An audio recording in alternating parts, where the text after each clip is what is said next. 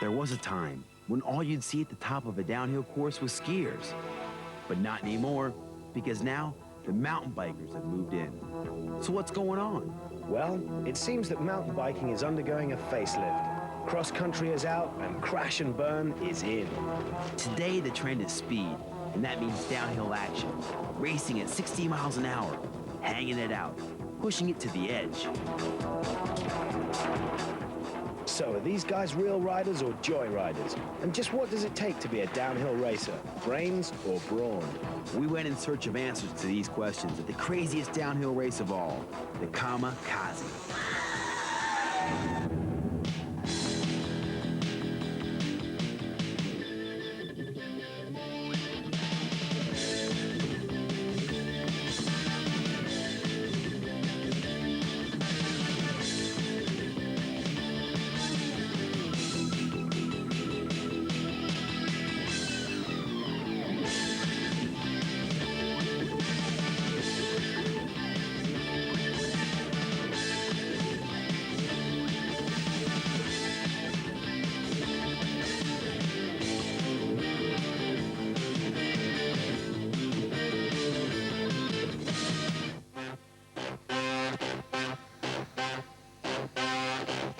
The Kamikaze is, of course, an American invention. Well, after all, that's where the mountain bike came from. So, no surprise to find that's where we were headed, to the Mammoth Mountain Ski Resort in the heart of Sierra Nevadas, California.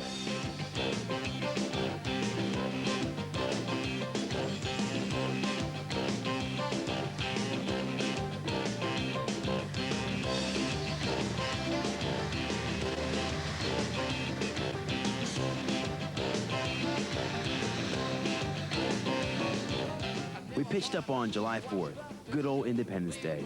A 20-foot snow base lay on the mountainsides, giving the diehards a bit of summer skiing. But the traffic that day was mountain bikes. We didn't think we'd find our first racer until we got to Mammoth. But as luck would have it, there, parked by the side of the road, was a burly bloke with his thumb in the air.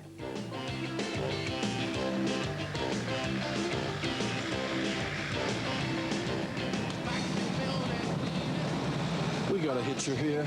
Myles Rockwell, rad dude and all-around American boy. At 21, he's a rising star on the pro downhill circuit. Well, boy, about time to get rolling on out. We're gonna have to hit that Kamikaze, whatever that thing is.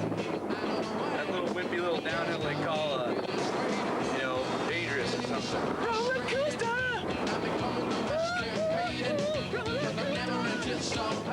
Now, normally, mountain bikers are tall, skinny guys with loads of stamina for cross-country, but not Myles. No, man, he's one of the new breed, with a physique that's just tailor-made for downhilling. And that's what he does. He trains year-round for the big race. Mammoth Mountain is probably the biggest attraction as far as mountain bike racing goes in the U.S., so pretty much all the freaks come out of the woods, and I think it's a good time. You know, for a lot of people, it's kind of a zoo. As far as I see it, it gets kind of crazy sometimes. The Kamikaze is pretty famous for being the high-speed course of the season, and people come from far and wide to race it because it's so infamous for just the top speeds that you get, and it's just a real adrenaline drop. So people come from all over to ride it, and it's talked about a lot in magazines and kind of a legend of the downhill. After a lot of runs, you kind of get into a zone where you're just really in the groove and you know exactly what you're doing and pretty much pushing as fast as you can. That's when you really start to get the kick. You just can't stop getting back on the gondola to go to the top. Hey, we were doing pretty well. We hadn't even reached Mammoth, but already we had a good idea of A, what the Kamikaze was about, and B, what it takes to be a downhiller. But one thing which worried us about Myles was his coordination. His body was definitely in great shape, but it's the brain which tells the body what to do and when.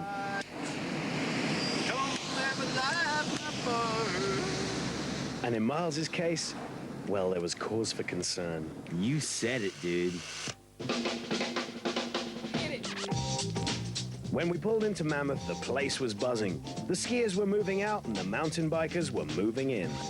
The Mammoth organizers told us they were expecting around 15,000 people to pitch up from far and wide.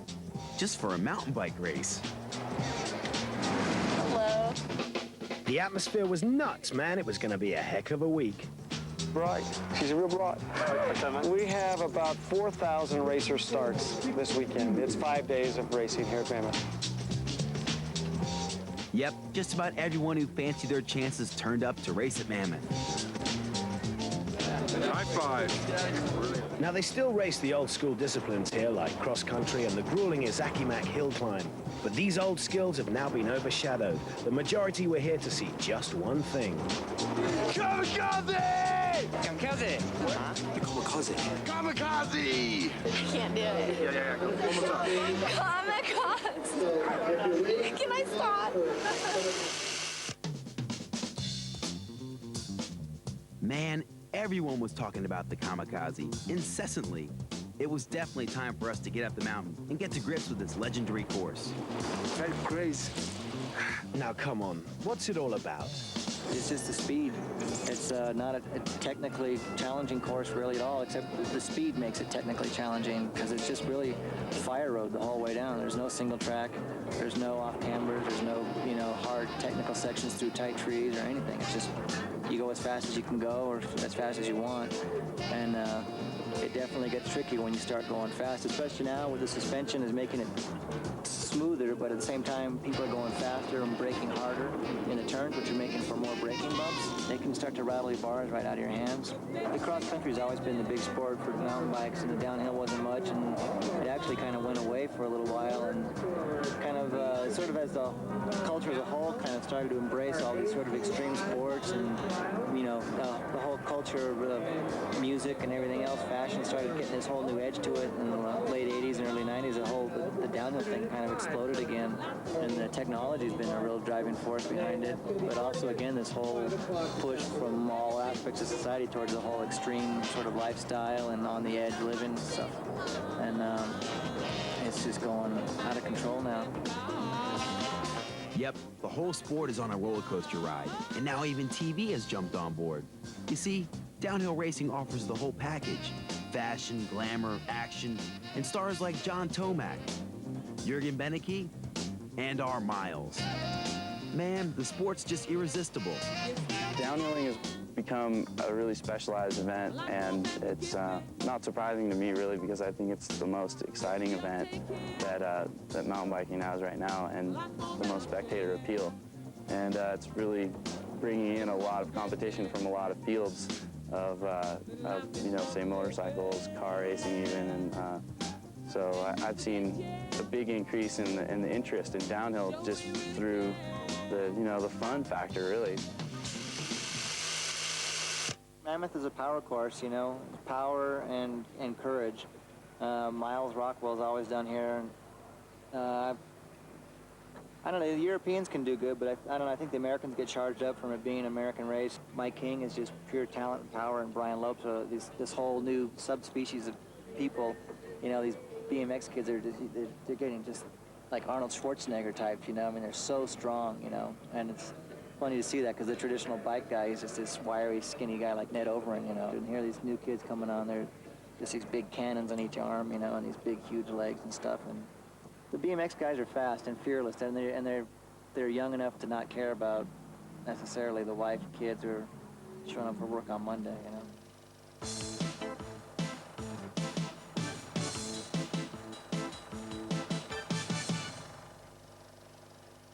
Okay, so by now, we knew that these riders were in good shape, but we were still kind of worried about their minds. Was it better to be stupid or to be smart? So on the eve of the race, we sent in our own high-five psychiatrist to check up on the sanity of the riders. You might recognize the doctor. He's none other than legendary trials trickster Hans Noe Ray. Hey, get up. This guy is whacked. Time to do some exercise today. So when they slide and ask for definition, I just let them know we're so bad from the 1990s and beyond. Set out, so it's over gold. 990 ambassador on the road. Try to gang me out with a plan when I got the news to blow out the shit can. I don't go for the thing like that. Mess with me, I'm gonna pull out the back. That's the way I do it, come and go correct. Drum rage in a place for the rolling chains. Talk that sound. Feels alright, do it. That's tonight. Oh, well, well.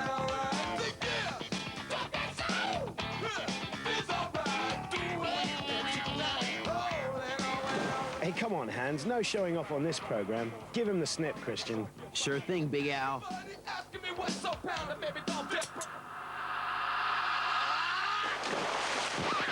We chose Dr. Hansy as our shrink because it takes one to know one. All right, let's find some patience right now.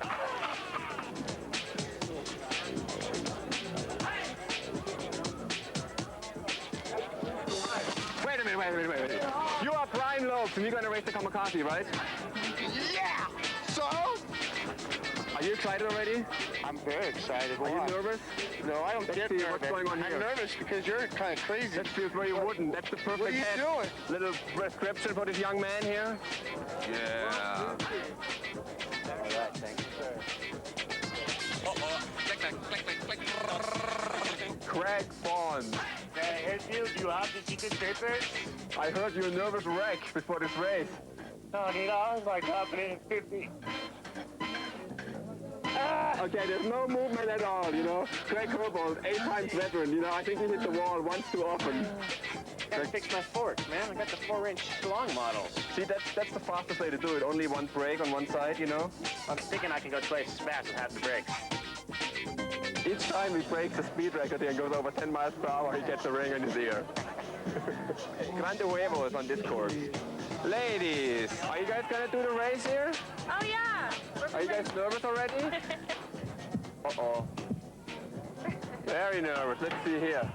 Are we still alive? Oh.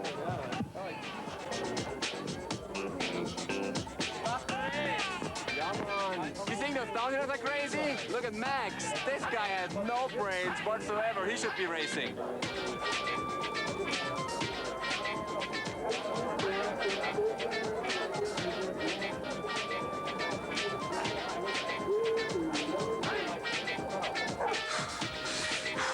Oh. Max, what do you do now? Oh, no.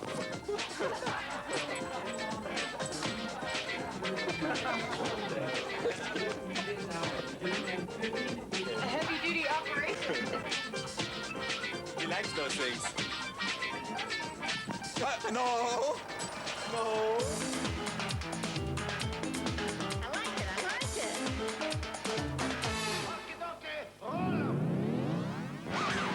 Right. So where were we? We checked out bodies and brains. Now it was time to move on to the hardware. If you're going to compete with the big boys, you need a lightweight alloy bike with full suspension and a backup team. Myles rides for the hottest new team, Volvo Cannondale. Everyone is out to beat them, but they have one secret weapon. Steve Gravenitis, Gravy to his friends, is the team's chief mechanic. This is Myles Rockwell's bike. Just came down the hill 10 times today. We've been working quite a long time on it and kind of creating new ideas and trying to incorporate new designs and trying to get a worthy, dedicated downhill bike. With 6 inches of rear suspension and 4.5 inches of front suspension and disc brakes so you can bend your wheel without it really affecting your braking, and it's a whole new era in bikes. It's not the lightest one out there, but it definitely goes down the hill the fastest. It's been done for years in motorcycles, and just trying to apply some of the technology on a little lighter level. Though they're achieving almost the same speeds up there, 58 miles an hour today and stuff, as motorcycles probably would. And how much am I going to pick this up for? I couldn't even tell you. With all the work that goes into this, I would have to say they'd be at least $5,000. It's hard to say. Could be 6, could be more. It depends how you outfit the bike. How much is it Miles? How much is it you? Well, if you've ever seen Myles ride, it's kind of like the Michael Jordan, I think, of downhill. He pulls stuff out of the hat that is quite incredible to witness, you know, and it's all Myles, and it's all the rider. You know, they could win on tricycles, I think. Well, enough background information. Now it's time to check out the action. Do you remember we said that just about anyone who fancied their chances had turned up at Mammoth? It was these guys who got to go first.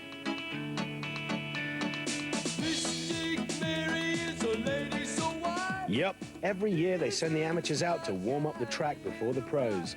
These guys might talk a good story, but sooner or later they have to lay it on the line. Don't stop now.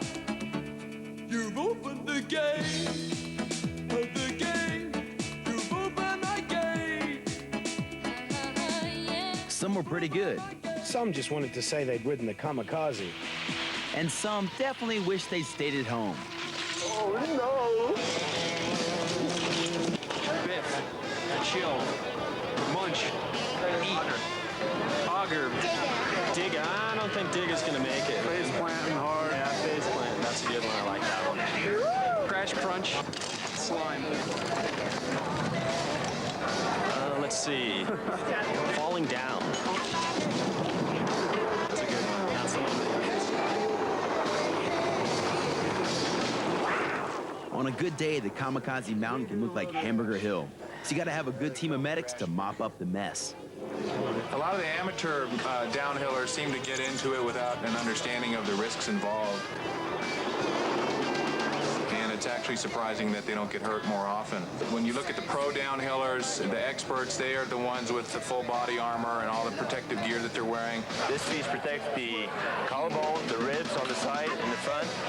Some of these beginners and amateurs go down with nothing but a pair of shorts and a t-shirt and a standard bike helmet.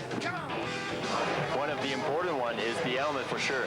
I mean, you don't want to go downhill without a full face protection. It's surprising they don't get hurt more often than they do, because some of them go down real hard. We've seen quite a few head injuries. Despite the use of helmets by all the riders, people are still getting concussions, broken noses, broken teeth, occasional rib fractures, a lot of shoulder injuries, elbow fractures. As you see on this arm, the elbow protects the bone and the forearm and also the tricep. It's made so it's as easy as possible to maneuver with. There's a lot of collarbone fractures, wrist, hand fractures. Next piece is the chaps. The chap is to protect the hips, the tailbone, and the upper leg. Shoulder separation, shoulder dislocation, kneecap injuries. Next piece, the shin guard. It's molded to kind of follow the contour of the body. You see that there's a right and a left leg. Ankle injuries are less common.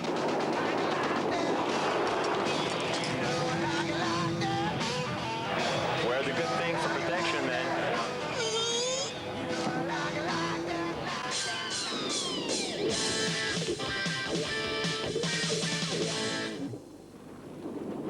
Once they'd scraped the amateurs off the track, the pros were wheeled out to show everyone just how it should be done.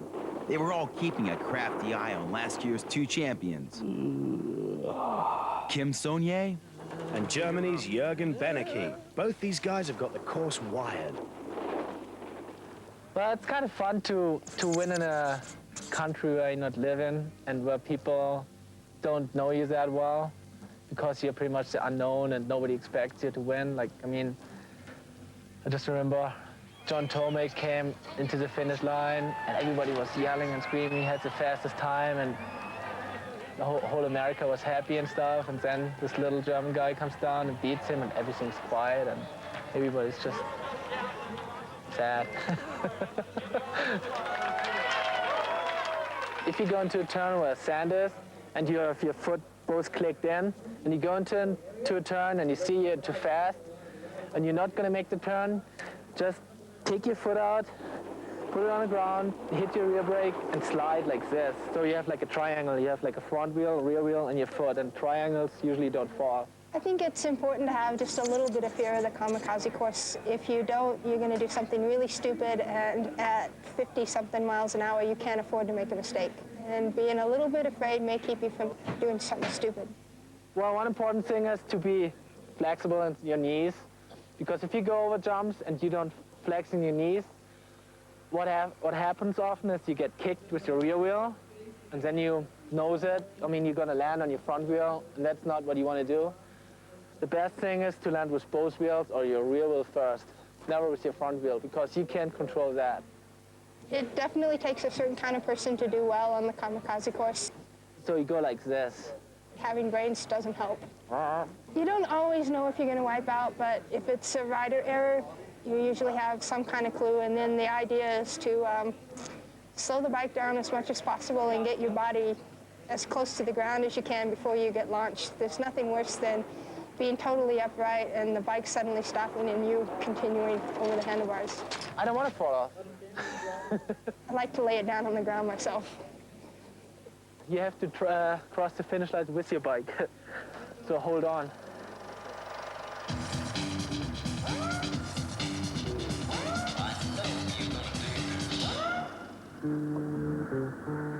The morning of the final, it was a perfect day. Qualifying heats had reduced the number of pro riders to the top 30 women and top 50 men. Now everything was down to one run. The fastest time on the course wins the rider the Kamikaze Trophy. But more importantly, fame, fortune, and glory. They have just one chance to get it right. The riders leave the gate at 1-minute intervals, and the best are on the course for just over 4.5 minutes. They must hit every bend just right, keep the power down over the bumps, and flash the straights at 60 miles an hour. The women were first to go. It was getting tense. The main attraction was the battle between America's Kim Sonye and the Italian speed machine Giovanna Bonazzi. These girls are hot. They may not be quite as fast as the men, but boy, they still shift.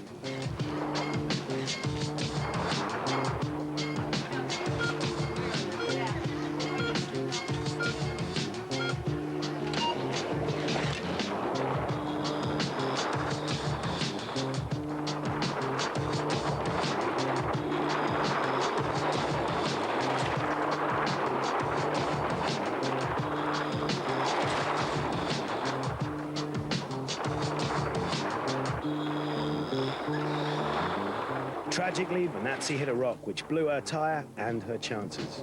Once Kim Sonye passed the Italian, she knew she was there. She just charged for the line. That was it. Kim won the Kamikaze for the second year in a row. What a run. Man, she's good. The guys were due to go next, so we went in search of our Myles just to make sure everything was okay and that he hadn't been psyched out by the opposition. I'd have to say the first threat, I think, is Jimmy Deaton, who's the American. He's won it 5 times. And I've been a close second before to him. And I feel like I have a really good bike, and I have the ability to go just as fast. So it's a matter of being smart and just calculating the race correctly. There's European riders, Jürgen Benneke, Francois Gachet, really kind of a power rider's course. There's some finesse involved, but it's really physical, and it's an opportunity for some of the other riders they're more adapted to just going fast. It's an opportunity for them to win. Are there any particular corners that you're thinking before you start, whoa, I've got to get this right? Yeah, I'd say the first switchback, which is a left-hand turn, and there's a lift house right there, but you come in fairly high speed, like over 50 miles an hour, and it's sort of a double apex turn, so you kind of go into a slide on the first section of it, and you really have to carry a smooth slide all the way to the apex, or you get a little sketchy and kind of go wide, and so you can kind of blow it on that one. The men's race got underway, setting off like the women at 1-minute intervals. In qualifying, Myles had been an awesome 7 seconds faster than his nearest rival, so he was scheduled to ride last. By the time his turn came round, Myles still didn't know what time he had to beat, because the two who'd set off just ahead of him were the flying Frenchman, Francois Gachet, and American Toby Henderson. Both these guys are capable of setting winning times. Myles just had to pin his ears back and go for it. He ripped in qualifying, but now he had to do it all again to win.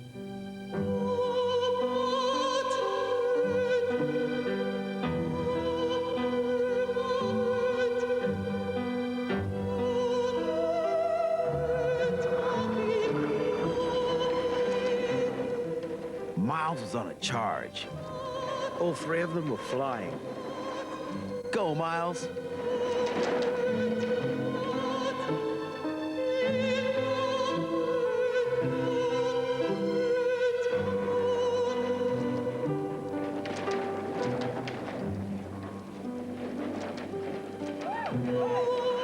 Gachet crossed the finish line and set a time which put him in the lead.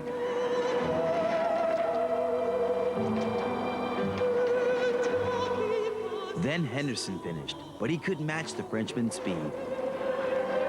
The only man who could cheat Gachet of victory now was Myles. His split time was incredible. Then we caught sight of him at the finish. You should have seen Myles go. And check his time, man. Amazing. 7 seconds faster than Gachet. He done it.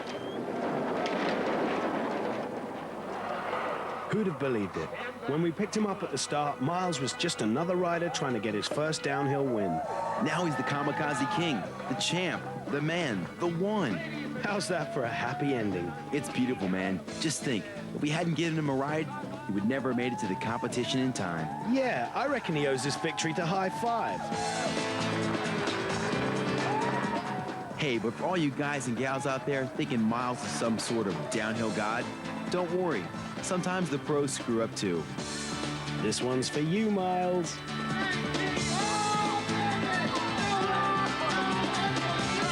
See ya.